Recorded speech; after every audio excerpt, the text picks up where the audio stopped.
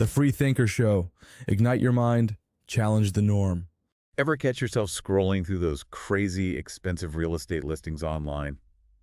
You know the ones, those mansions with more bathrooms than you could ever need. Oh, yeah. I've totally been there.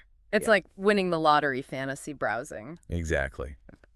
Today we're ditching the daydreams and diving into the reality of the ultra-rich. Sounds intriguing. What's on the agenda? We're taking a deep dive into a YouTube video called Levels of Wealth from Magnates Media. I've seen that one. It's fascinating how they break down the different tiers of wealth. It's not just rich and poor like we usually think. Right. It's about how your whole world changes at each level. Yeah. And believe it or not, our first stop is the global 1%. The global 1%. Interesting place to start.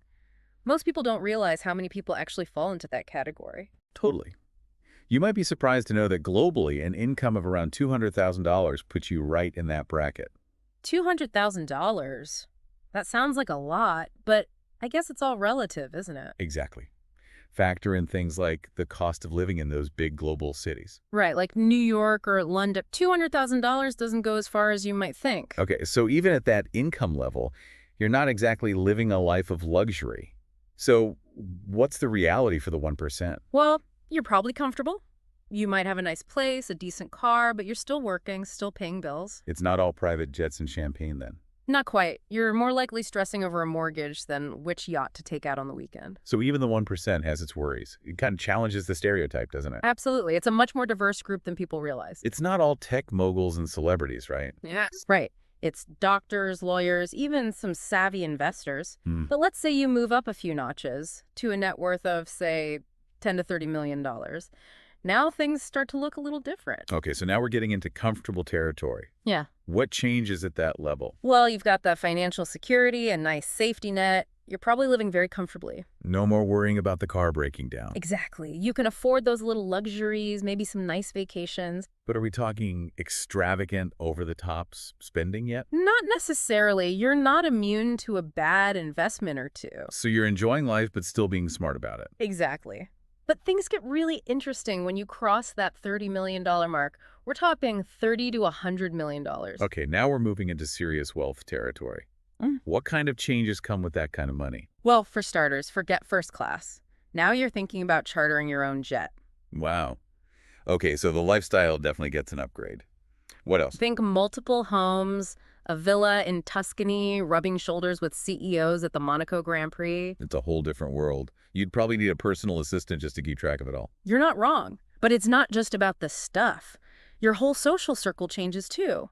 Suddenly, you're interacting with people who wield a different kind of influence. So it's not just about the money.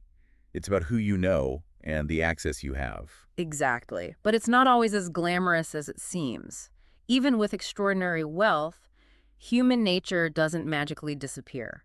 What do you mean by that? Don't tell me those anxieties and insecurities follow you even when you have millions in the bank. Oh, absolutely. In fact, they might even get amplified. Imagine being at a party where everyone has a Ferrari. Okay, I can see where this is going. It's impressive, right? Until you realize your friend's has the limited edition diamond-encrusted gear shift. Ouch, that's gotta sting a little. Even with unimaginable wealth, that human tendency for comparison doesn't just vanish. It makes you realize that wealth, at its core, doesn't rewrite human nature, does it? That's a really interesting point. It seems like no matter how much money you have, there's always going to be someone with more. Exactly. It's a good reminder that true happiness and fulfillment often come from things money can't buy. So we've seen how the other half lives, at least for those in that top 1%. But what happens when we go even further up that wealth pyramid? Today we're talking $100 million to $1 billion. Now those are some serious numbers. We're venturing into a whole different stratosphere of wealth now. It's a level where, as they say, money becomes less about numbers and more about what it represents: power, influence, and the ability to shape the world around you. The video had a really interesting point about this. They said that at this level, it's not even about buying luxury items anymore. It's true. When you can afford anything, the game changes. It's no longer about owning the most expensive car, but about experiencing something truly unique, something most people can't even imagine. They gave the example of that $1.3 million roll of gold toilet paper. I mean, Come on, who needs that? Exactly. It becomes almost symbolic, a way of showcasing a level of wealth that's almost unfathomable to the average person. It's about owning something so rare, so exclusive, that it sets you apart. So it's not just about the toilet paper itself. It's about what it represents. Precisely. It's about that feeling of, look what I can acquire, what I have access to that you can't even dream of. I guess in a way it makes sense. If you've reached a level of wealth where you can literally buy anything, the only way to stand out is to own something nobody else can. It's like a whole different level of collecting, only instead of stamps or coins, you're collecting experiences and possessions that are practically priceless. And let's not forget about the influence that comes with that kind of wealth. Absolutely. We're not just talking about influencing markets anymore. We're talking about shaping industries, funding groundbreaking research, even swaying political decisions. Their reach extends far beyond their own personal lives. It's almost like they're playing a real-life game of civilization. Building empires, advancing technology. It's both fascinating and a bit daunting. It's a double-edged sword, for sure. On one hand, you have the resources to make a real difference in the world. But on the other hand, you have the potential for that power to be misused. It makes you think about the responsibility that comes with that level of wealth, doesn't it? It really does. But before we delve into that too deeply, let's shift our focus to the apex of this wealth pyramid. The billionaires and beyond. We're talking about the Bezos, the Gates, the Musks of the world. Names that are practically synonymous with wealth. But, it's funny, we use the term billionaire so casually these days, but it's hard to wrap our heads around what that actually means. It's an almost incomprehensible amount of money. The video used a powerful analogy. Imagine a single grain of rice representing $1 million. Now, picture a mountain range made entirely of rice, stretching as far as the eye can see. That's the kind of wealth we're talking about. It's mind-boggling, isn't it? It really makes you wonder what enough even means at that level. It's a valid question. And it's one that leads us to a crucial aspect of extreme wealth that often gets overlooked: the human cost. Because even with all the money in the world, there are some things you just can't buy. And that's what we're going to explore in the final part of our deep dive. It's easy to get caught up in the allure of extreme wealth, to imagine that with that kind of money, all your problems would just disappear. But the reality is far more complex. It's true. The video did a good job of highlighting the often overlooked human side of having unimaginable wealth. For instance, can you imagine the pressure of trying to figure out who your real friends are when you can literally make someone's dreams come true with a snap of your fingers? That's a really good point. It would be hard to know if someone was being nice to you because they genuinely liked you or because they saw you as a walking, talking ATM. Exactly. And that kind of suspicion can really take a toll on your relationships.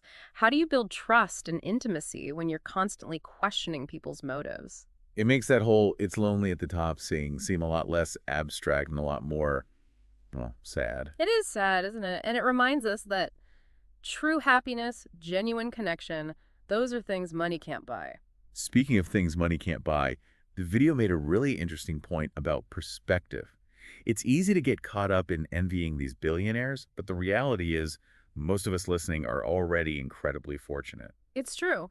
We might not be jetting off to private islands, but just having our basic needs met, food, shelter, clean water, puts us ahead of a huge portion of the global population. Right. We take so much for granted, like just being able to turn on the tap and having clean drinking water. That's a luxury that millions of people don't have. The video actually mentioned that just having access to basic necessities like education and healthcare already puts us ahead of nearly 75% of the world's population. It's a pretty humbling statistic. It really makes you think, doesn't it? Maybe true wealth isn't about how much money you have in the bank, but about how much you appreciate the things you do have. Couldn't agree more. Maybe it's about finding joy in the simple things, cultivating strong relationships, and focusing on what truly matters. It's a good reminder for all of us, I think, to practice a little more gratitude, to be present, and to find joy in the everyday moments. It might not be as glamorous as owning a private jet, but it's a whole lot more fulfilling in the long run. Well said. And on that note, I think we've covered some pretty insightful ground today. We have.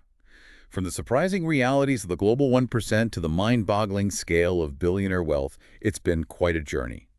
But if there's one thing we can all take away from this deep dive, it's that true wealth isn't just about the numbers in your bank account. It's about finding meaning and purpose in your life, appreciating what you have, and making a positive impact on the world around you. Thanks for joining us on this thought-provoking exploration of wealth and what it truly means to be rich. We'll see you next time for another deep dive.